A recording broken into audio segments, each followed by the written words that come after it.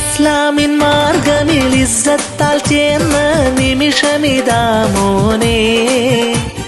ഇബ്രാഹിം നബി തൊട്ട് ഇങ്ങോളമുള്ള പുണ്യകർമ്മമാറ്റേനെ. പരിശുദ്ധ ദീനിൽ നടക്കേണേ. സുഹൈൽ ബാപ്പാക്ക് ഹൃദയത്തിൽ നിറയെ സന്തോഷം പെരുകിടുന്നേ.